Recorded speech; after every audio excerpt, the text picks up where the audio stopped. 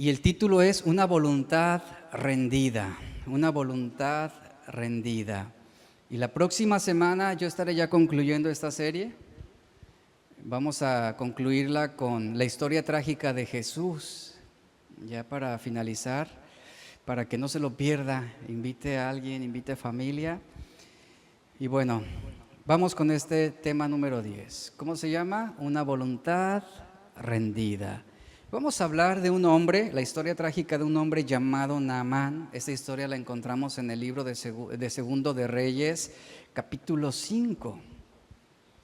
Vamos a leer el versículo 1 para introducir nuestro mensaje. Dice la escritura: Naamán, general del ejército del rey de Siria. Yo quiero que ponga atención ahí. ¿Quién era Naamán? Un general del ejército del rey de Siria. Es decir, alguien muy importante.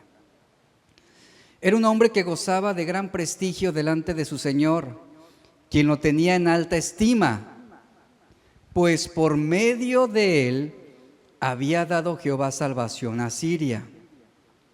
Y vea la descripción que da la escritura sobre Naamán. Era un hombre valeroso en extremo. ¿Qué significa esto? Que era prodigioso, que era prominente, que era exitoso. Pero luego nos marca un pero. ¿Cuál? Leproso. Hombre valeroso en extremo, pero leproso. Naamán fue un hombre prodigioso, como lo dice la escritura, comandante del ejército de Siria. El nombre de Naamán significa agradable, afable, favorecido. Fue un hombre muy importante, ostentaba una alta posición social que le permitía asociarse con el mismo rey. Era tenido en una elevada estima, fue un hombre de gran influencia y alguien respetado por todos, aún del propio rey. Era dueño de tierras, de muchas propiedades, lo que habla de un hombre que era envidiable en su posición social y económica. Habla de un hombre que poseía riqueza, que poseía valor personal y que él estaba en la mejor etapa de su vida escalonando posiciones sociales y económicas. Este hombre llevó a Siria de victoria en victoria bajo la soberanía de Dios, aún siendo alguien fuera del pueblo de Israel. Naamán fue un hombre prodigioso. En otras palabras, era alguien al quien seguramente muchos envidiaban porque tenía casi todo lo que un hombre moderno pudiera desear en cuanto a honor, fama y éxito. Sin embargo, y a pesar de que todo aparentemente estaba bien con la vida de Naamán y que su vida era envidiable, la Biblia nos marca que había un pero en él. Y ese pero es muy significativo porque nos dice, era leproso, exitoso, rico, envidiable, pero leproso. Este término pero es una conjunción adversa que produce una contraposición entre dos proposiciones. Y la finalidad de esta palabra es actuar como un nexo.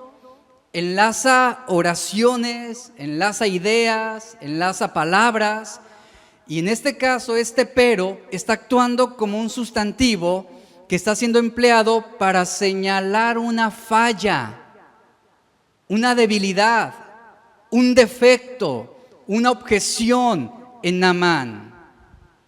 La Biblia claramente nos dice, pero había una llaga en su vida que no podía ser sanada por nada en el mundo. De nada le servía su posición social, de nada le servía toda su riqueza, de nada le servía su posición prominente en las esferas políticas y sociales, de nada le servía. Esa llaga no podía ser sanada ni con todas las riquezas del mundo. Sus riquezas, su fama, su poder no le proveían ese beneficio para su sanidad. La Biblia nos está marcando esto muy puntualmente. Era leproso. Había muchas cosas de las que no carecía, pero una cosa le faltaba: sanidad, pureza. Y yo reflexionaba sobre este punto y pensaba en los pero de nuestras vidas. Los pero en nuestras vidas nos pueden llevar a malas interpretaciones sobre la voluntad de Dios. Porque todos, absolutamente todos los que estamos aquí, carecemos de algo que nos hace competentes, que nos hace insuficientes. Carecemos de algo que nos hace limitados, que nos hace inmerecedores para poder recibir el favor de Dios, o para estar en esa plenitud que quisiéramos. Y de alguna manera Naamán era incompetente en ese sentido para poder curar su propia lepra, para poder resolver ese problema, esa situación que le agobiaba en su propia vida. Y la lepra en aquellos tiempos no era algo muy bien visto. La Biblia nos dice que de alguna manera todos nosotros también tenemos un pero que nos mantiene en el límite, un pero que nos impide ser competentes de la manera como quisiéramos, que no nos permite ser suficientes o merecedores como a lo mejor trabajamos para lograrlo. Y precisamente es ahí donde se manifiesta esa gracia de Dios.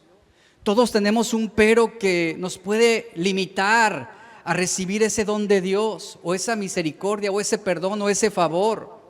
Pero nuestra competencia, dice la Escritura, no depende de nosotros mismos. Es lo que nos enseñan esos peros. Esa debilidad, esa vulnerabilidad, esa fragilidad, esa deficiencia, lo que hace es que podamos aprender a depender de la fuerza y la totalidad de Dios.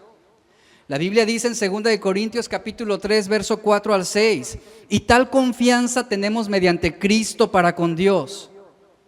No que seamos competentes por nosotros mismos para pensar algo como de nosotros mismos, sino que nuestra competencia, ¿de quién proviene? De Dios, dice. Nuestra competencia proviene de Dios, el cual asimismo nos hizo ministros competentes de un nuevo pacto, no de la letra, sino del Espíritu, porque la letra mata, mas el Espíritu vivifica. Un ejemplo de todo esto es Moisés también. Moisés fue llamado por Dios, pero, ahí está el pero de Moisés, él mismo estaba convencido que era incompetente. Podríamos decir, Moisés fue llamado por Dios, pero era tartamudo. Ahí está su incompetencia, era tartamudo. Y esa fue su cuarta excusa que encontramos en Éxodo 4 cuando él fue llamado por Dios. Moisés dice: Señor, ¿por qué me llamas a mí si yo soy tardo para hablar, soy torpe de lengua? Otro ejemplo es el joven rico. En el caso del joven rico no carecía de nada, así como Naamán, lo tenía todo, pero una cosa le faltaba. Jesús lo dijo en Lucas 18:22, aún te falta una cosa, le dijo a este joven rico.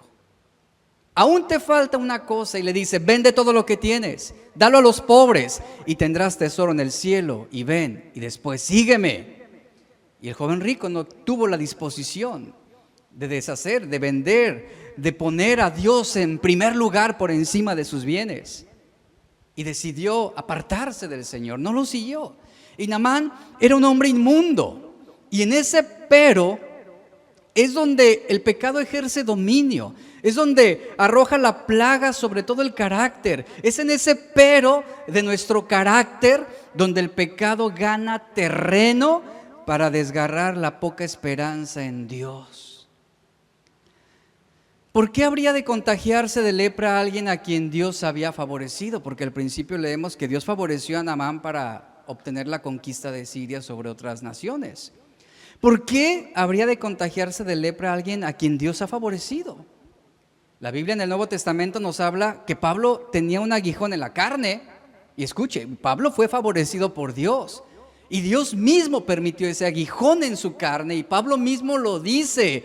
Para que no se sobreexaltara él, para mantenerlo en su equilibrio, para que no se vanagloriara, para que no se enorgulleciera. Esos peros en nuestra vida es lo que nos ayudan a poner equilibrio. Es lo que nos ayuda a aprender a depender de Dios, que no dependemos de nuestra astucia, no dependemos de nuestra creatividad, de nuestro conocimiento, de nuestra inteligencia, que no dependemos de nuestros bienes, de nuestra riqueza, no, sino que tenemos que aprender a depender de Dios. Timoteo, por ejemplo, tenía también un pero en su vida. Dice la Escritura que se enfermaba con frecuencia. ¿Dios pudo haber sanado a Timoteo? Claro que sí. ¿Dios pudo haber quitado ese aguijón en la carne de Pablo? Claro que sí. Pero era necesario pero para mantener ese equilibrio, esa humildad que nos lleva a depender de Dios. El sufrimiento de Naamán lo llevó a un dramático encuentro con el poder de Dios. Sin ese pero, sin esa lepra, Naamán nunca hubiera sentido la necesidad de acercarse a Dios. Y vemos aquí claramente cómo a veces Dios permite esas historias trágicas en nuestra vida con este propósito. Algunos pudieran decir: soy cristiano, pero sufro mucho. Soy cristiano, pero estoy enfermo. Soy cristiano, pero las cosas no salen como yo quisiera. Ahí están esos peros en nuestra vida que algunas veces nos pueden aturdir. Y mire, no conocemos todas las razones de nuestros sufrimientos. No conocemos todas las razones de nuestras pruebas, de nuestras angustias, pero lo que sí podemos hacer es confiar en que es Dios quien tiene el resultado final y que es Dios quien va a reflejar la gloria y sus propósitos para nuestras vidas. Entonces, nuestras historias trágicas, por indeseables que sean e inapetecibles, tienen por objetivo llevarnos de la miseria a la gloria, iglesia. Tienen por objetivo llevarnos de la humillación a la exaltación, del dolor a la sanidad, del pecado al perdón. José no hubiera sido el mismo sin todas esas injusticias en contra de su vida. David no hubiera sido el rey que fue sin Saúl en su vida. El carácter de Moisés no hubiera sido el mismo sin el faraón en su vida. Y Dios permite todo esto. Jesús no hubiera hecho completa nuestra redención sin una cruenta cruz. ¿Se da cuenta? Esas historias trágicas son necesarias. Esos pero en nuestras vidas son necesarios para alcanzar y llegar al propósito que Dios tiene para nuestras vidas. Y recurrimos a nuestros propios planes muchas veces cuando sentimos que el plan de Dios no está funcionando de la manera como lo quisiéramos. La gente dice: es que ya me cansé, ya hice el esfuerzo, lo he hecho a la manera de Dios, he hecho lo que me han dicho que haga, que Dios me iba a ayudar, que me iba a bendecir, que me iba a sanar. Y la gente dice: y no ha sucedido absolutamente nada, al contrario, me ha ido peor. Eso pasa muchas veces cuando llegamos a Cristo. Nos va peor de como estábamos antes, ¿no? En muchas situaciones. Pero es algo que Dios escucha. Dios permite para forjar tu carácter ahora en Cristo. Todo esto es necesario que tú lo vivas. Todo es necesario que tú lo aprendas. Y ante cualquier adversidad, ante cualquier sufrimiento, ante cualquier situación desfavorable, tú debes seguir haciendo la voluntad de Dios. Tú debes seguir perseverando en la fe. El justo por la fe, dice la Escritura, vivirá. Esto significa que el justo va a perseverar y se va a mantener por la fe entre las inclemencias de la vida. Vemos, por ejemplo, a Jesús ante el rechazo, ante la humillación, ante la calumnia, ante la injusticia, ante el falso testimonio. Dice Filipenses 2:8, se humilló a sí mismo, haciéndose obediente hasta la muerte y muerte de cruz. Dice 2 de Reyes 5, 2 al 3, continuamos con nuestra historia sobre Naamán. Nos dice esta historia que de Siria, dice el verso 2, de Siria habían salido bandas armadas que se llevaron cautiva de la tierra de Israel. ¿A quién? A una muchacha, una niña, es otra traducción que encontramos, una niña, la cual se quedó al servicio de la mujer de Naamán. Esta mujer, esa muchacha, esta niña le dijo a su señora, vea lo que le dijo: si rogara mi señor al profeta que está en Samaria, ¿qué sucede? Él le sanaría de su lepra, refiriéndose a Eliseo. Él le sanaría de su lepra. Es muy interesante esta historia porque aquí está sobresaliendo una niña siria, una niña israelita, que va y habla con esta mujer siria, esposa de Naamán. Aquí sobresale esta mujer siria, esposo de Naamán, jefe del ejército sirio. Lo que sucede en este contexto es que los sirios habían capturado a esta niña israelita, quien fue una prisionera de guerra, y ahora, como lo dice el texto, es sierva de la esposa de Naamán. Esta niña había sido instruida en los caminos de Dios. Ella reconocía que el Dios del profeta que está en Samaria era un Dios todopoderoso. Y esta muchachita tenía convicciones reales y profundas. Y yo quiero que note aquí lo importante: ella no se detuvo de predicar. Ella no se detuvo de anunciar esa esperanza para Naamán. Ella no se quedó callada. ¿Qué hizo esta jovencita? Ella habló palabra de esperanza, palabra con certidumbre de fe. Esta jovencita dio un testimonio en el momento justo y con la actitud correcta. Ahora, Naamán tenía una mala enfermedad, ya lo mencioné, llamada lepra. ¿Qué significa esto? Que la piel de Naamán se le desprendía en pedazos. Esta niña dijo: si mi amo, le dice a la esposa de Naamán, si mi amo Naamán pudiera ir al profeta de Jehová en Israel, tengo la certeza y la convicción, le dice, que él lo curaría de su lepra por el poder de Dios, por el poder de nuestro Dios. Y esta niña, a pesar de vivir en condiciones desfavorables, ¿qué fue lo que hizo? Porque era como una sierva, una esclava. Ella anunció las buenas nuevas de salvación. Romanos 10:15 nos dice: cuán hermosos son los pies de los que anuncian la paz, de los que anuncian buenas nuevas. Qué importante es que nosotros tengamos presente esto, que en medio de nuestras historias trágicas, que seamos aquellos que anuncian la paz, aquellos que anuncian a un Dios omnipotente, que anuncian a un Dios que es omnisciente, que anuncian a un Dios que hace todo de la mejor manera para el hombre. Aquellos que anuncian las misericordias de Dios, que anuncian las buenas nuevas de salvación. Eso es lo que tú y yo debemos hacer en nuestras historias trágicas. Es lo que tú y yo debemos aprender, a seguir hablando la verdad de Dios. Pero es muy triste cómo de repente te encuentras con cristianos que ante el mínimo problema se ven atemorizados, se ven temerosos, se ven decepcionados, se ven desgastados, se ven sin esperanza y se dedican solamente a estarse quejando, se dedican solamente a estar renegando del por qué Dios está permitiéndoles lo que está pasando. Y eso no es esperanza. Nosotros somos los portadores de esas buenas nuevas de salvación.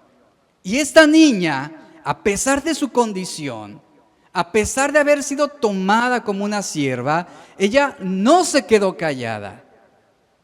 Ella habló la verdad de Dios. Ella proveyó esperanza en ese momento. Y ahí está. Y como dice Pablo, si Dios no envía predicadores, si Dios no levanta hombres y mujeres, nadie podría oír el mensaje. ¿Y sabes dónde es Dios que te va a levantar? No en tus tiempos de bonanza, no en tus tiempos de prosperidad, sino en medio de tus historias trágicas. Eso es donde Dios te va a levantar para que tú anuncies las buenas nuevas de salvación. Y es el tiempo de que te levantes, iglesia. Pero de que te levantes no para estarte quejando, no para estar dando un testimonio de lo mal que te va, sino para hablar esperanza, para hablar salvación, para hablar a aquellos que no pueden oír, a aquellos que requieren ese discernimiento espiritual. Por eso Pablo dice, necesitamos quien se levante, quien vaya y anuncie la paz, quien vaya y haga saber el mensaje del Señor, porque si nadie predica, nadie podrá invocar al Señor, y si nadie invoca al Señor, ninguno podrá ser salvo. Y tú y yo somos esos mensajeros que suministramos ese entendimiento de la verdad de Dios. Tú y yo somos aquellos quienes abrimos el camino para que otros reciban esa fe que salva. Y necesitamos entender que nuestras historias trágicas cumplen con ese propósito también, de seguir anunciando con más fuerza, con más ímpetu, las buenas nuevas de salvación. Dejemos de estarnos quejando, dejemos de estarnos victimizando, dejemos de estarnos desacreditando, dejemos de estarnos solamente lamentando y llorando, como sucedió en el caso de Samuel ante la muerte de Saúl, que él lloraba y lloraba y lamentaba, hasta que el Señor le dijo, ya deja de llorar y levántate, ya, basta. Basta, hay nuevos propósitos, tienes que seguir adelante. Quiero levantarte. Es lo que Dios quiere hacer con muchos de ustedes. Dios quiere levantarlos, pero no dejan de quejarse. Dios quiere usarlos, pero no sueltan la amargura. No han podido perdonar. Y Dios te está diciendo, ya, es tiempo que anuncies las buenas nuevas de salvación. Después dice el versículo 4 al 6. Y Naamán fue... Y esto que le dijo la muchacha sobre aquel profeta en Israel que podría sanarlo, dice el verso 4, que Naamán fue y lo hizo saber a su señor, es decir, al rey, diciéndole, dice, esto y esto ha dicho una muchacha que es de la tierra de Israel. Y el rey de Siria le respondió, está bien, le dice, ve y yo enviaré una carta al rey de Israel. Salió pues Naamán llevando consigo 10 talentos de plata, 6,000 piezas de oro y 10 mudas de vestidos, y también le llevó al rey de Israel una carta que decía, cuando recibas esta carta, sabrás por ella que yo te envío a mi siervo Naamán para que lo sanes de su lepra. Naamán quería sanarse y él vio esperanza en ir a Israel. Él toma esta decisión y va rumbo a esta tierra, a Israel. Comparte esta esperanza con el rey de Siria, quien indicó su disposición de ayudarlo por medio de una carta dirigida directamente al rey de Israel. Enseguida, Naamán emprende su viaje llevando consigo esa carta. Y escuche lo siguiente, y una cantidad millonaria para el profeta. Esto por recibir la sanidad, que equivalía a 340 gramos de plata, 70 kilos de oro, y 10 mudas de vestido con telas muy costosas. Este acto generoso era una forma adecuada de quererse ganar el favor del profeta a cambio de su sanidad. La Biblia nos dice claramente que nuestra salvación no depende de nuestras buenas obras. Esto lo sabemos. No es por fe, dice Efesios 2:8, es por fe, para que ninguno se gloríe. No es por nuestras buenas obras, porque si fuera por nuestras buenas obras, entonces obtendríamos un mérito, obtendríamos una ganancia, obtendríamos el derecho a recibir la misericordia, el favor, el amor, la bondad de parte de Dios. Y la salvación no es así. Y este hombre, Naamán, él creía, bueno, voy a ganarme esa sanidad, voy a contribuir, voy a cooperar. Y esa fue su intención de llevar esta cantidad millonaria, ganarse el favor del profeta de alguna manera. En 1 Corintios 1:21 Pablo nos dice, ya que en la sabiduría de Dios el mundo no conoció a Dios mediante la sabiduría, agradó a Dios salvar a los creyentes por la locura de la predicación. La locura de la sabiduría humana no implica, escuche, incapacidad humana para comprender el mundo natural, ni tampoco significa que los incrédulos no poseen información e inteligencia acerca de las cosas físicas. Los hombres pueden tener y tienen sabiduría en campos tales como la ciencia, la tecnología, la medicina, las finanzas. Sin embargo, la sabiduría humana tiene suficiente poder de observación y razonamiento, pero lamentablemente ese conocimiento los lleva a la necedad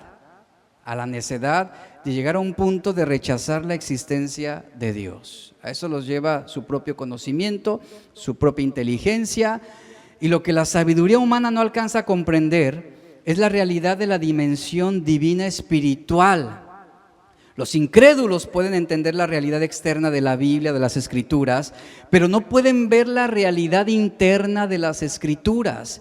Para poder interpretar la Biblia y para poder tener conocimiento de esa revelación de Dios, requerimos la iluminación del Espíritu Santo que nos va a guiar a esa verdad que es incomprensible en cuanto a la sabiduría humana.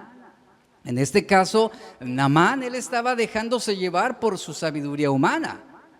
Él estaba queriendo adquirir esa sanidad en base a sus propios recursos también. Dice Proverbios 1:7 que el principio de la sabiduría es el temor a Dios. Los insensatos desprecian la sabiduría y la enseñanza. Y fíjate, en medio de nuestras historias trágicas, tú y yo necesitamos aplicar este principio de sabiduría. ¿Cómo inicia la sabiduría? En el temor a Dios. ¿Qué significa temor a Dios? Esto no quiere decir miedo. Esto no quiere decir una reverencia involuntaria. El temor a Dios significa docilidad, significa humildad, significa sencillez de corazón. Al corazón contrito y humillado, Dios no lo va a despreciar, Él no lo va a rechazar. Entonces, el principio de la sabiduría, ¿qué es? La docilidad ante Dios, la humildad ante los planes de Dios, el ser enseñables a través de la palabra de Dios. Ahí inicia ese principio de sabiduría que nos va a conducir de una manera acertada a través de cada decisión que tomemos en nuestras vidas. En cambio, ¿qué hace el insensato? El insensato es uno que se establece sobre sabiduría humana para interpretar la vida, el mundo, a Dios. Los insensatos desprecian esa sabiduría de Dios, desprecian la enseñanza de Dios. Mire, una persona sin conocimientos es ignorante, pero una persona sin sabiduría es necia. Uno que insiste en sus propios errores y se aferra a ideas y posturas equivocadas, demuestra con ello poca inteligencia. Esa es la verdad. Ese es un necio, o como decimos, es un hombre testarudo, terco, que tú le enseñas y le haces ver su error y a pesar de persiste en él, se apropia de él. Es más, hasta se enorgullece de creer lo que cree, aun cuando se le está demostrando que está equivocado. Y la sabiduría siempre, la sabiduría que viene de Dios, siempre nos va a llevar a buscar el propósito de Dios. En cambio, el insensato lo que hace es actuar guiado por sus propios impulsos, como en este caso Naamán. Naamán estaba actuando como un insensato y ahorita lo vamos a ver más adelante. Él estaba siendo guiado por sus propios impulsos y el resultado es desastroso cuando no tenemos sabiduría de Dios. Ahora, yo quiero que te pongas a pensar en este momento, indistintamente de la edad que tengas, ponte a pensar, ¿dónde terminarás sin la sabiduría de Dios? O cómo muchos han terminado sin dejarse guiar por esa sabiduría de Dios. ¿Cuál será el resultado en nuestra vida de ignorar a Dios? Muchos ya hemos sufrido consecuencias. Hemos ignorado a Dios y hemos tomado decisiones malas, creyendo que no va a pasar nada o que no va a tener unas secuelas, y resulta todo lo contrario. Piensa en esto, ¿cuál será el resultado de ignorar a Dios, jóvenes? Piensa en esto, de verdad. Piensa en el resultado que habrá sobre tus decisiones si tú ignoras a Dios. Aún en temas como la escuela, la universidad y el noviazgo. Piensa en esto. Si tú ignoras a Dios en una decisión importante en tu vida, habrá consecuencias. ¿Por qué? Porque estamos haciendo las cosas a nuestra manera, lo que nosotros interpretamos que es mejor, pero no sobre la base de la sabiduría divina, sino sobre la base de nuestra experiencia, de lo que nos hace sentir en ese momento. La mayoría de nosotros, o me atrevo a decir que todos, hemos sufrido por las consecuencias de hacer las cosas a nuestra manera. Que todos en algún punto importante hemos ignorado a Dios y pasan los meses y pasan los años y estamos lamentando y no dejamos de sufrir y no dejamos de llorar por no haber pedido el consejo a Dios. Los hombres no pueden descubrir, dice Pablo, no pueden descubrir la sabiduría de Dios mediante la vista, mediante el oído o mediante el razonamiento. Los hombres no pueden descubrir la sabiduría de Dios mediante el consejo del compadre o de los amigos o del maestro de la universidad que ni siquiera cree en Dios. O sea, nunca vas a recibir un buen consejo de él que te oriente a los propósitos de Dios. Eso te lo digo. Hay gente que puede tener muy buenas intenciones, pero que se contraponen al plan de Dios. Y debemos aprender a discernir. Debemos aprender a discernir porque el cristiano toma decisiones sobre la sabiduría de Dios, no sobre las buenas intenciones de los demás ni de las personas. Entendamos esto. Continúa diciendo el versículo 7. Luego que el rey de Israel leyó la carta, vea lo que hizo este rey, rasgó sus vestidos y dijo: ¿acaso soy yo Dios? O sea, él se indignó. ¿Acaso yo soy Dios que da vida y la quita para que note ahí la forma despectiva, para que me envíe a un hombre a que lo sane de su lepra? Considerad ahora y ved cómo busca ocasión contra mí. Es decir, él lo estaba viendo como una amenaza. Él tuvo una distorsión de la información, una mala interpretación sobre la intención del rey sirio de enviar a Naamán.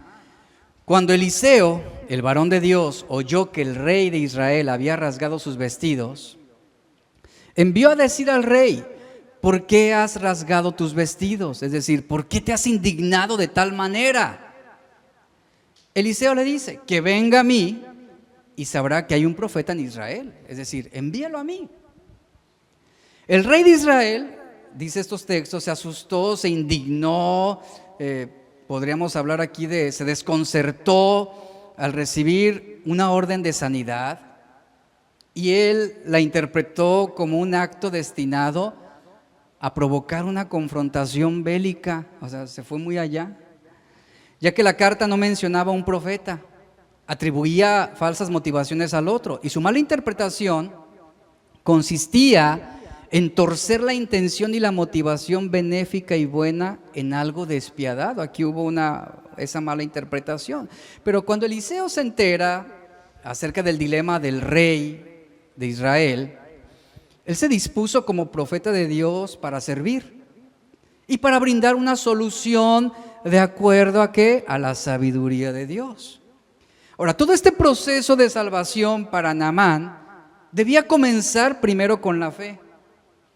Debía comenzar con la fe para poder recibir ese milagro de parte de Dios. Ahora, ¿cómo comenzó todo este proceso? A través de aquella niña prisionera de guerra, quien le habló sobre el profeta de Dios. Esa niña demostró tener más fe que el propio rey de Israel, porque el rey se indignó. El rey no brindó una solución de acuerdo a la sabiduría de Dios. Esto nos enseña que tú y yo debemos entender que somos llamados a hablar, que somos llamados a predicar, que somos llamados a evangelizar. Y yo no te voy a pedir que vayas ahorita mismo y toques puerta por puerta aquí en todo el Pitillal, pero sí que le hagas saber al que está a tu lado lo que Dios ha hecho en tu vida. Vemos cómo esta niña demostró esa fe y no se cayó. Ella compartió, habló frente con quien ella estaba y le dijo: hay esperanza para Naamán. En Israel hay un profeta de Dios, ve con él. Mira, siempre habrá alguien que sepa menos que tú. Algunas veces sentimos temor, vergüenza de querer ministrar, de querer evangelizar, de querer compartir a otros. Algunos se justifican diciendo: es que yo no sé mucho de la Biblia, es que yo no predico como el pastor, es que yo no, ni siquiera me sé memorizar un versículo, a duras penas me sé Juan 3:16 y es todo lo que me sé. Pues con eso tienes. Atibórralos de Juan 3:16, cánsalos, que se lo aprendan de memoria, algo se les va a quedar ahí. El punto es que no debemos callarnos. Y mira, tú dices: es que siempre hay alguno que sabe más que yo nunca voy a estar a la altura de esa persona. Pero Dios no está esperando que tú sepas más que yo o que tú sepas más que otro. Siempre habrá alguien que sepa menos que tú. A ese enséñale, a ese muéstrale lo que Dios ha hecho en tu vida. No te intimides. En Juan 9 leemos la historia de un ciego de nacimiento al que Jesús lo sanó. Y después de haberlo sanado, Jesús le dijo, y él hizo mención que este hombre recibiría ese milagro y que ese ciego había sanado para demostrarle al pueblo el poder de Dios. Y Jesús le dijo: ve y muéstrate a los hombres y diles lo que Dios ha hecho en ti. Eso es lo que tú y yo tenemos que hacer, mostrarle a los demás lo que Dios ha hecho en nuestras vidas. Dice Hebreos 4:12: en ningún otro hay salvación, porque no hay otro nombre bajo el cielo dado a los hombres en que podamos ser salvos. Ponte atención a esto: en ningún otro hay salvación. En ningún otro hay salvación. No vas a predicar de 10 dioses, vas a predicar de un solo Dios, el Dios verdadero, que es Cristo. En ningún otro hay salvación. No hay otro nombre, solo Jesús, bajo el cielo, que ha sido dado a los hombres a través del cual podamos ser salvos. Él lo dijo: yo soy el camino, yo soy la verdad y yo soy la vida. ¿Qué tienes que hacer? Así como aquella niña que a lo mejor con pocos conocimientos teológicos y apologéticos, pero ella dijo: hay un profeta en Israel que Dios lo usa para sanarte. Eso es lo que tú y yo tenemos que hacer. Después dice la Biblia en el versículo 9 que llegó Naamán con sus caballos y su carro y se paró a las puertas de la casa de Eliseo. Entonces Eliseo le envió un mensajero a decirle, note, esto es bien importante. ¿Qué hizo Eliseo? Yo quiero que lo tenga presente. Envió un mensajero. Él no salió personalmente. Él no salió a atenderlo. Naamán llega con todo su séquito, con todos sus caballos, con los bienes, con muchas cosas. Llega en toda su opulencia a las puertas de la casa de Eliseo. Por lo menos lo que esperaba era un buen recibimiento de parte del anfitrión, en este caso el profeta de Israel. Y resulta que no, que le envía ahí al mensajero: ahí dile a Naamán que vaya y se lave 7 veces en el Jordán. Y dile también que su carne se va a restaurar y que será limpio. Y él siguió tomando su café. Eso fue la escena que ocurrió. En pocas palabras, Eliseo no le dio mucha importancia al personaje. No lo movió. No se vio impactado de decir: oh, Naamán vino a mi casa, wow, qué impresionante. No le importó eso. El que hizo el profeta simplemente dio la palabra de Dios. Simplemente lo que estaba haciendo es guiar a Naamán hacia cuál era el propósito de Dios. ¿Qué era lo que se requería de Naamán? Una cosa: obediencia. Era todo lo que se requería, obediencia. Eliseo no le pidió ni el oro, ni la plata, ni las telas costosas. Él simplemente le dijo: ve y lávate. Es todo.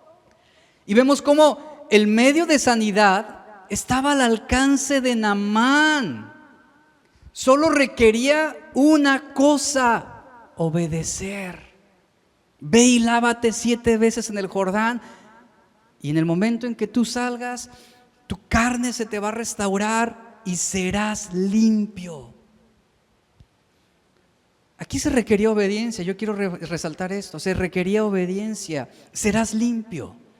La instrucción es clara, si vas y te lavas 7 veces en el Jordán, eso es lo que tú tienes que hacer. Pero ¿qué creen?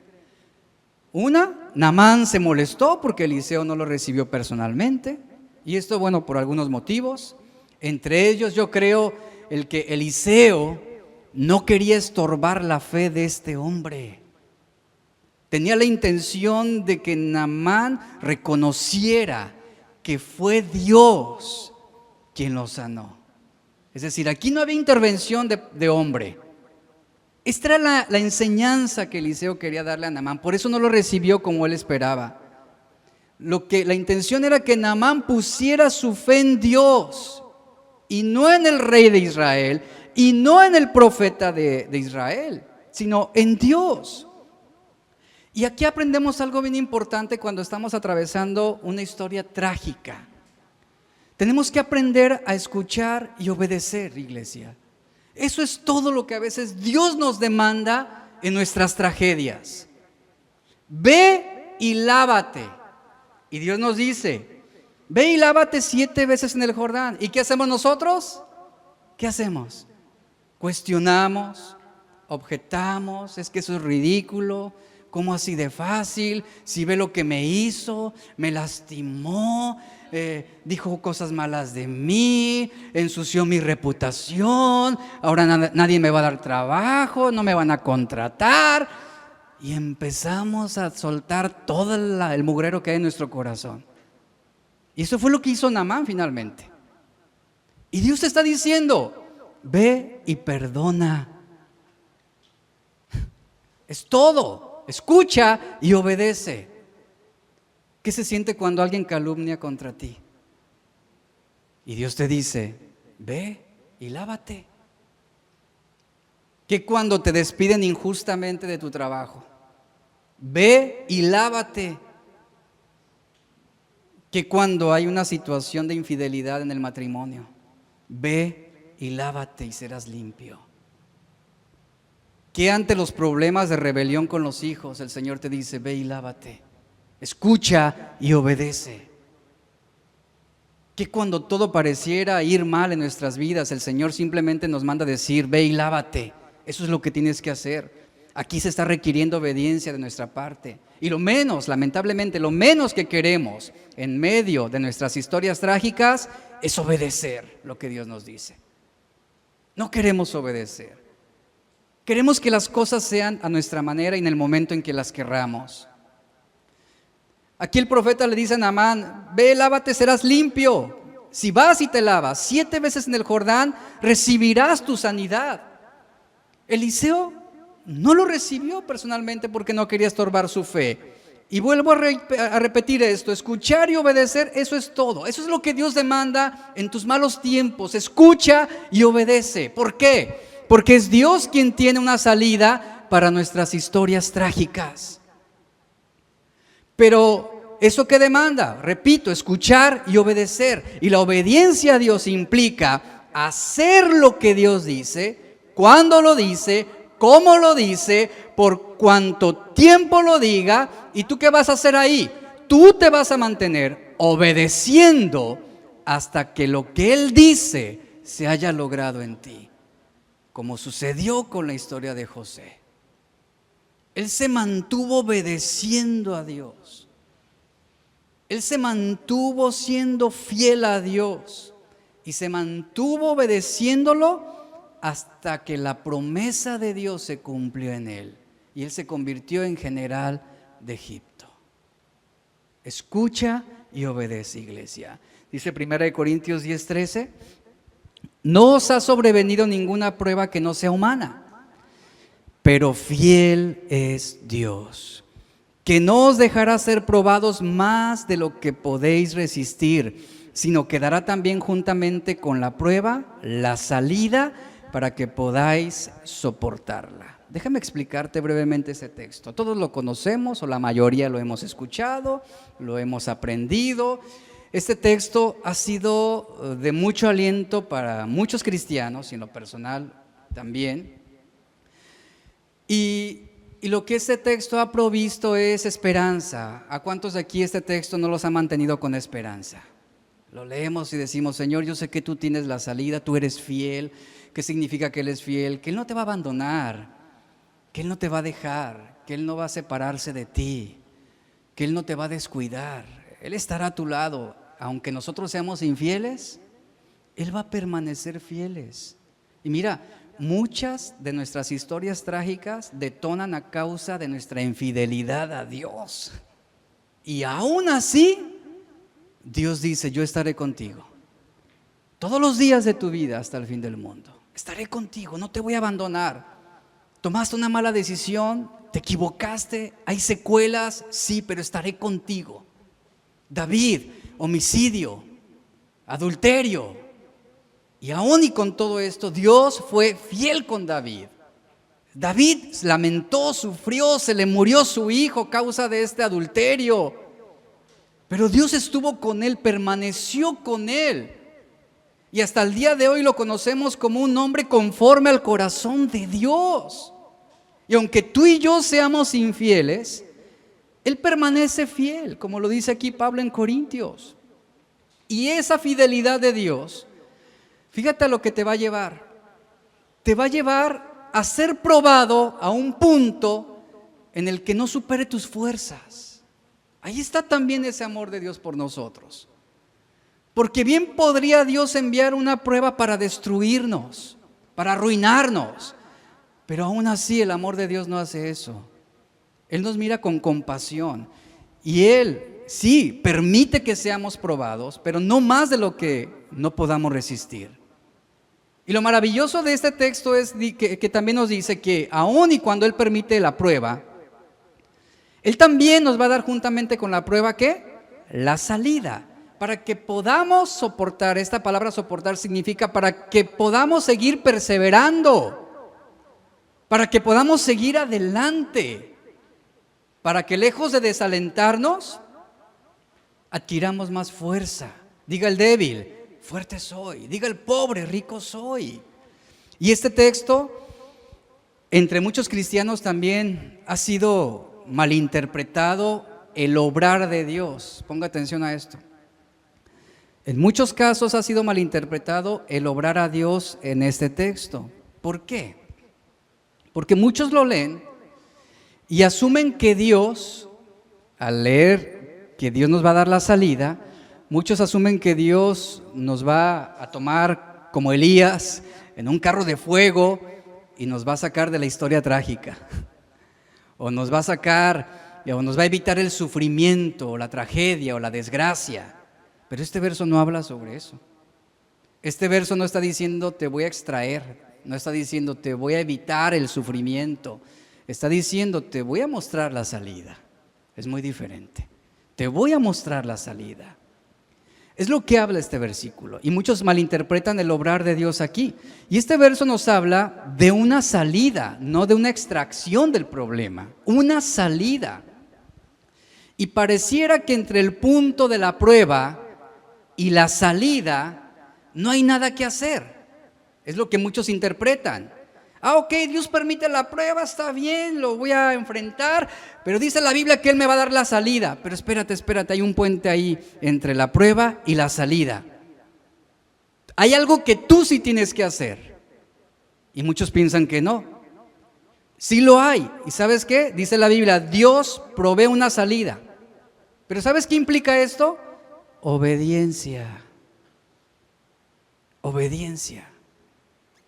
Tú vas a una plaza comercial y en todos lados tú encuentras anuncios que te marcan el punto de encuentro ante una emergencia o puntos de salida de emergencia, ¿cierto? Si llegara a suscitarse un incendio o un temblor, inmediatamente uno se orienta por las salidas de emergencia. Tú no te quedas ahí parado esperando a que alguien venga y te extraiga. ¿Qué tienes que hacer? Obedecer la indicación que se te está dando. Esto mismo habla ese texto. Dios provee la salida. En este caso, Naamán estaba siendo probado de una manera fuerte, pero no más de lo que él podía resistir, o sea, él con la capacidad que él podía soportar. Dios conocía su corazón. Y juntamente con esa prueba, esa lepra, Dios tenía una salida para él. ¿Y qué implicaba el tomar la salida? ¿Qué implicaba? Obediencia. Obediencia. Y esto aplica también para nosotros. Dios provee una salida, pero implica que aprendamos a escuchar y a obedecer. Y este verso nos habla de cómo debe ser nuestra respuesta en el tiempo de angustia. ¿Y saben cuál debe ser nuestra respuesta en el tiempo de angustia? ¿Saben cuál debe ser nuestra respuesta en nuestras historias trágicas? El seguir creyendo y el seguir obedeciendo. Una de las cosas más difíciles cuando estamos viviendo una historia trágica es mantenernos con fe.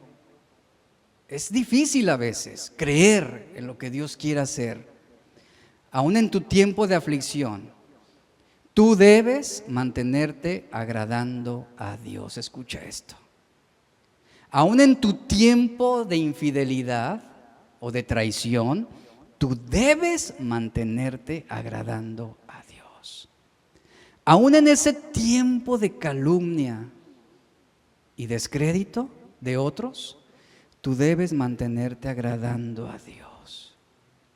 Aún en ese tiempo donde a lo mejor eres abandonada por tu esposo, mujer, tú debes mantenerte agradando a Dios. Aún en ese tiempo de enfermedad, ¿qué tienes que hacer? Mantenerte agradando a Dios. Hebreos 11:6 nos dice, sin fe es imposible agradar a Dios. Otra cosa que debemos entender es que aunque para nosotros las pruebas parecieran no tener un final, si tú conoces el carácter de Dios, tú entenderás que toda aflicción y toda prueba que Él permite son controladas. Dios tiene el control de todo lo que Él está permitiendo. Dios es fiel.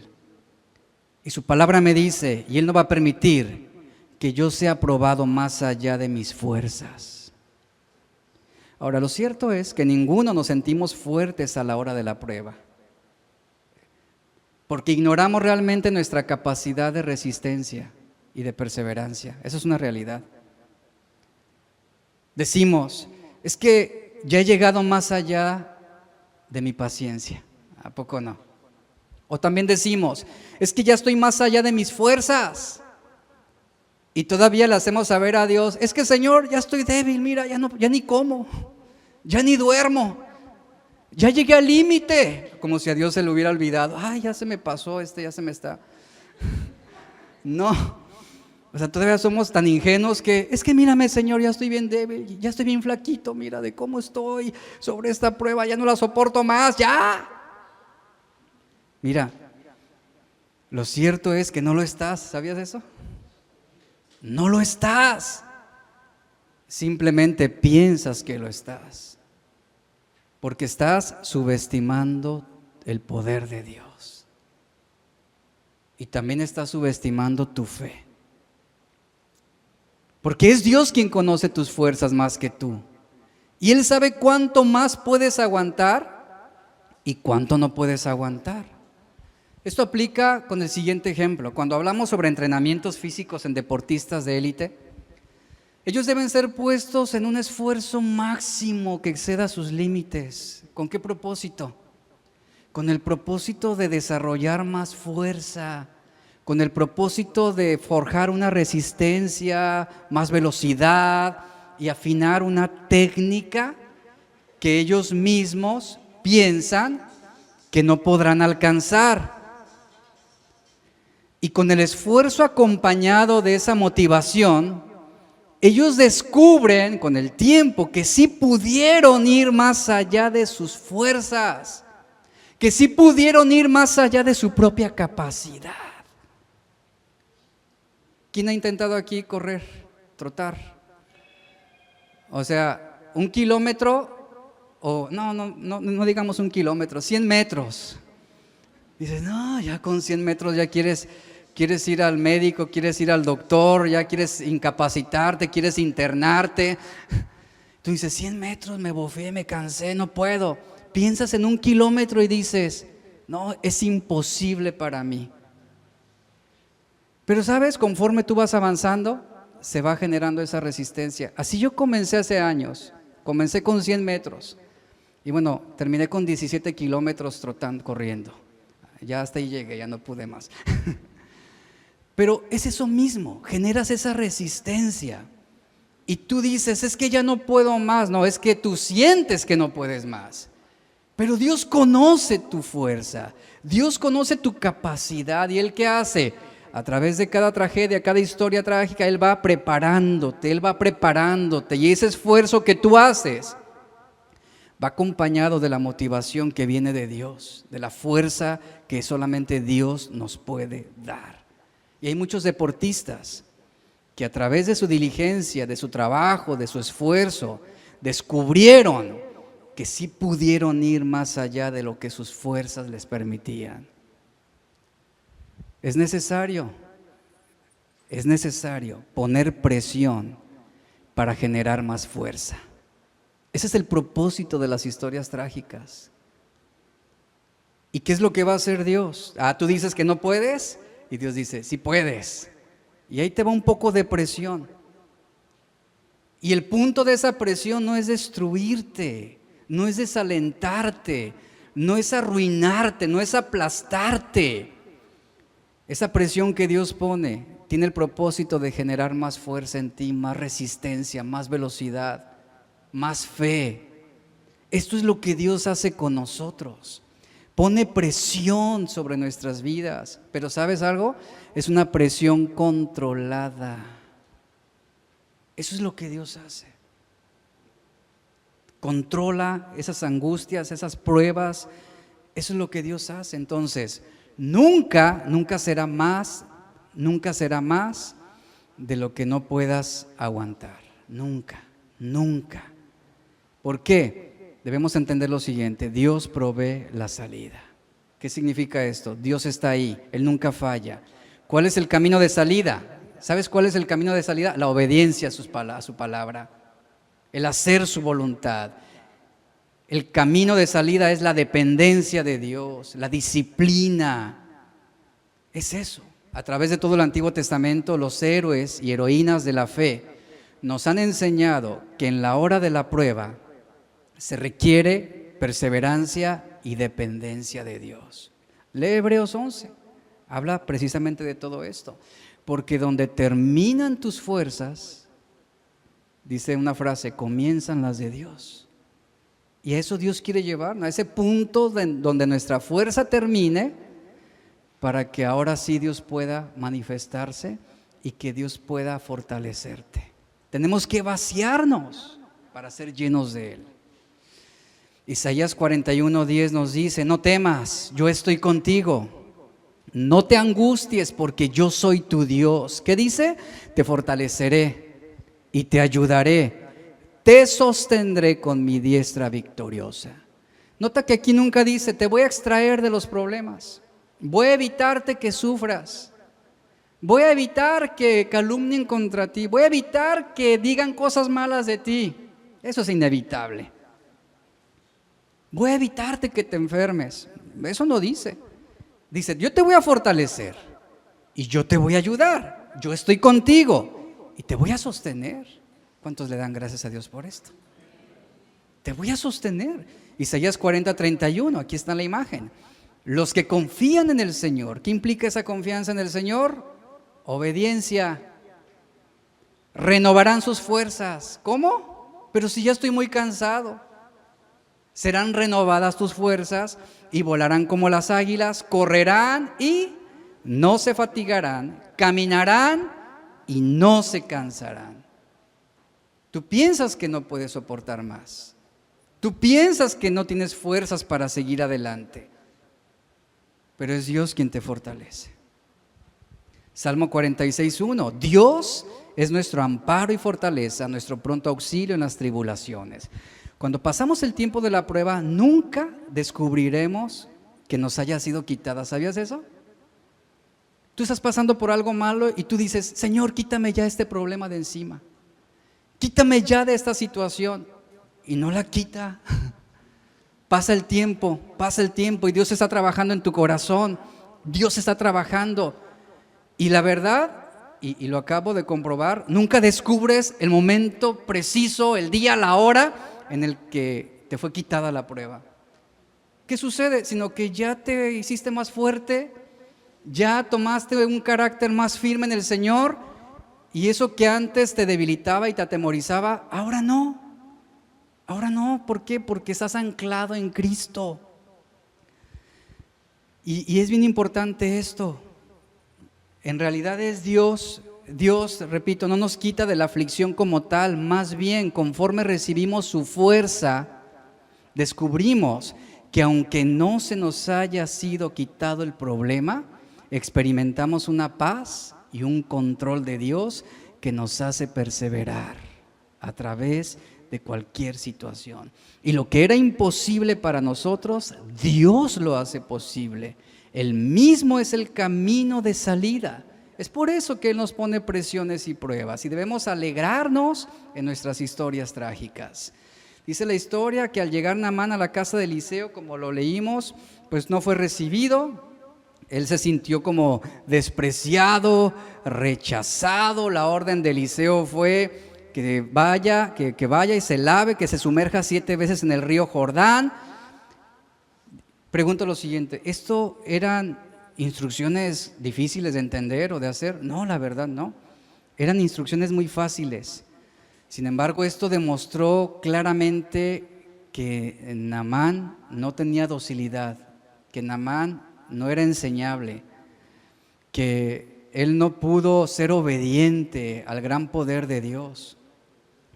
¿Qué sucedió aquí? Vea lo que dice ahora Segunda de Reyes 5, 11 al 12. Después de esto dice la Biblia que Naamán se fue enojado diciendo, vea lo que dijo Naamán, yo que pensaba, de seguro saldrá enseguida, y vea la motivación de este hombre, yo que pensé, de seguro saldrá enseguida y puesto en pie invocará el nombre de Jehová, su Dios, alzará su mano, tocará la parte enferma y sanará la lepra. Esto era lo que él esperaba. Y luego verso 12 dice, Abana y Farfar, ríos de Damasco, ¿no son mejores que todas las aguas de Israel? Si me lavo en ellos, ¿no podré quedar limpio también? Mire, aquí hay algo bien importante. ¿Qué fue lo que salió de Naamán ante esto? La Biblia nos está diciendo que salió enojo, él se enojó. Se enojó, eso fue lo que salió de Naamán. Dios puso presión sobre él. ¿Y cómo respondió él? Enojado. Salió enojo de su corazón. Lo que originó esta reacción en Naamán fue que las cosas no se harían como él hubiera querido. Él quería que el profeta lo recibiera, que viniera acompañado de un séquito de ángeles, casi, ¿verdad? Que tocara el área afectada y que invocara al Señor de los cielos y en ese momento recibiera su sanidad. Esto era lo que él esperaba, lo que él quería, pero no resultó así. Y esto produjo una clase de enojo frustrante, y su punto de origen fue un enojo pecaminoso. ¿Y con qué facilidad estamos inclinados a tener reacciones que no reflejan el carácter de Dios en las historias trágicas de nuestra vida? Naamán fue puesto en una situación que lo llevaría a mostrar lo peor de sí mismo. ¿Cuántos han estado ahí? Que tú mismo te desconoces. Es que ¿cómo pude ser capaz de pensar esto? ¿Cómo pude ser capaz de desear esto? O sea, ¿cómo pude llegar a sentir estas cosas que desconocía en mí? A eso Dios nos permite llegar para que nos demos cuenta de lo deplorable que somos en nuestros propios corazones. Y ahí está Naamán puesto en esa situación, Dios poniendo presión en él para que saliera lo peor de sí mismo. Y ese enojo derivó de una sensación de insuficiencia, ya que él no era lo suficientemente competente para dar una solución al problema, no bajo sus términos. Mire, a través de los años he visto cómo Dios provoca situaciones que tienen como propósito sacar lo peor de las personas. Lo he visto, tenemos aquí ya 13 años. Y esto lo he visto una y otra vez. Y siempre que viene una situación difícil, o que ya anticipamos una tormenta fuerte, estamos a la expectativa de lo que va a ser provocado por Dios. ¿Qué es lo que va a salir con toda esta situación? Y eso es lo mismo en nuestras vidas. Y le puedo dar testimonio de esto. He sido testigo de cómo Dios permite o provoca situaciones que tienen el propósito de sacar lo peor de algunas personas.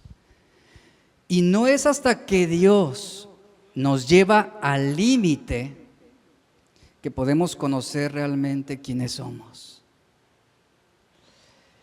Con todo y nuestros malos sentimientos, con todo y nuestras malas intenciones. Y algo que siempre había estado ahí, pero que por una situación detonó y salió lo que había en el corazón de la gente. Y Dios lo permite con un propósito. Déjeme ilustrarle con esta historia.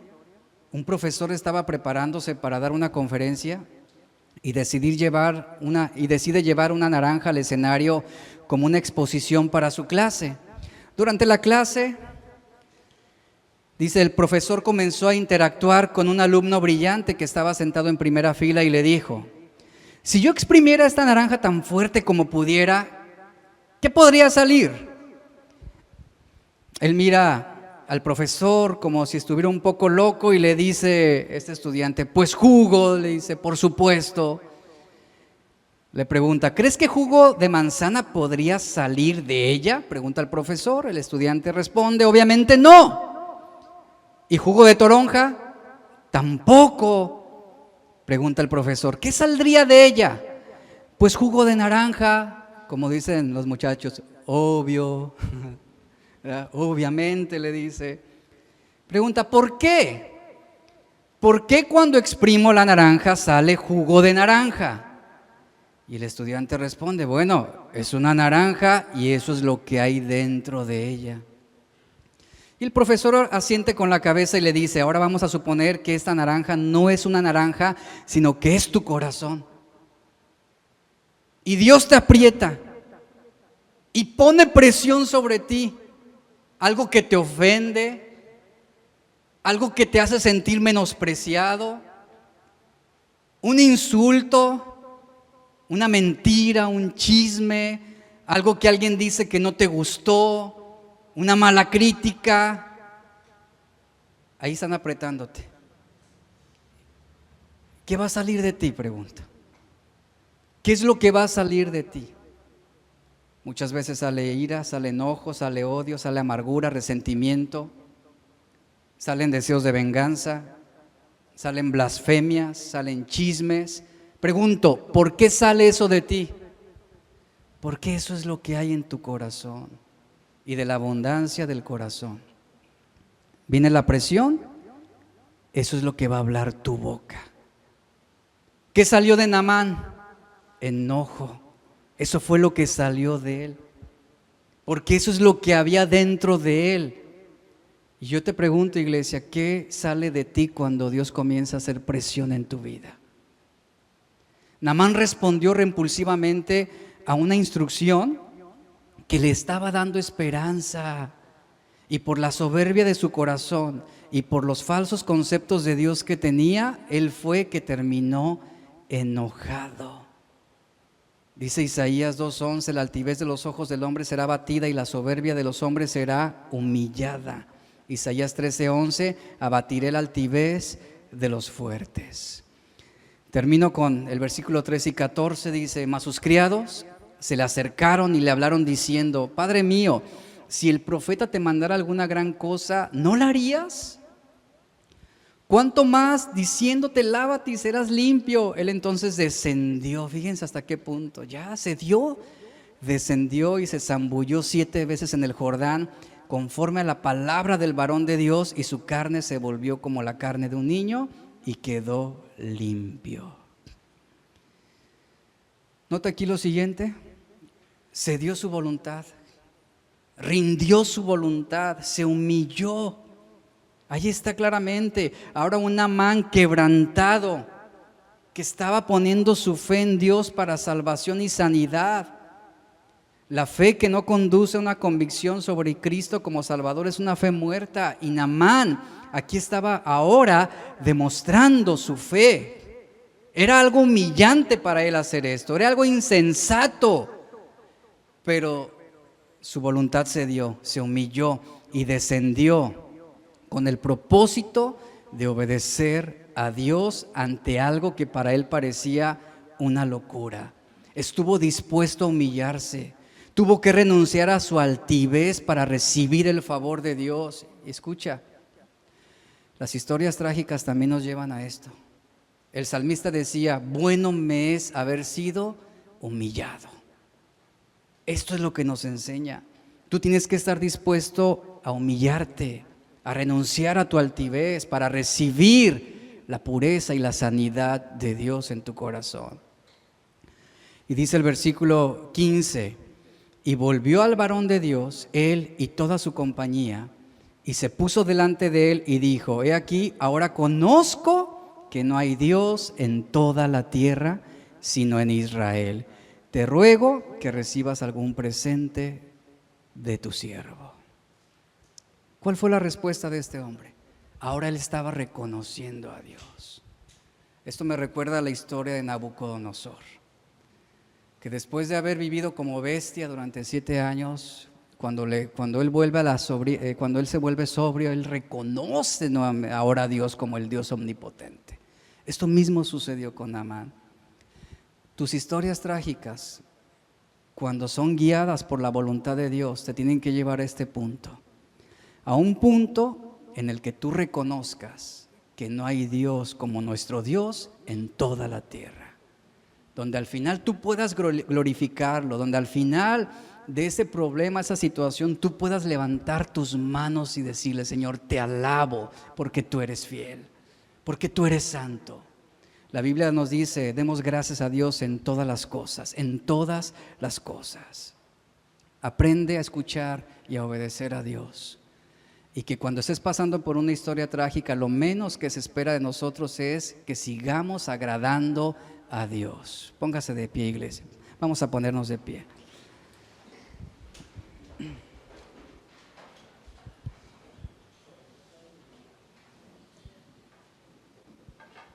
Levanta tus manos un momento y dale gracias a Dios.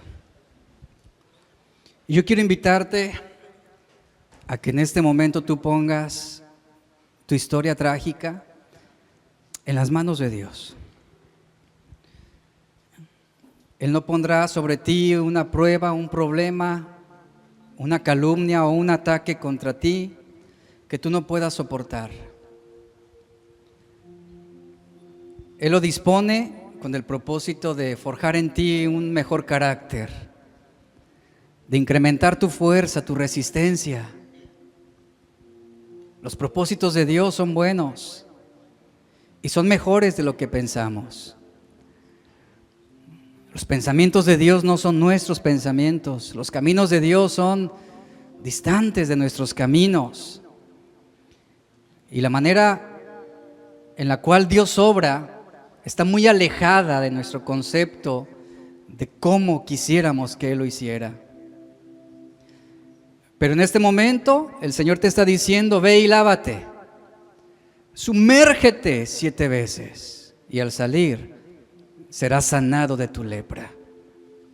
Iglesia, escucha y obedece. En esto que estás pasando en este momento, la instrucción es muy sencilla: ve y lávate. Aunque sea algo que vaya en contra de tu razonamiento, que no le encuentres sentido, que no haya lógica, ante la presencia de un enemigo que busca hacerte daño, Jesús dijo: oren por ellos y bendíganlos, bendícelos. Eso es: ve y lávate, ve y lávate.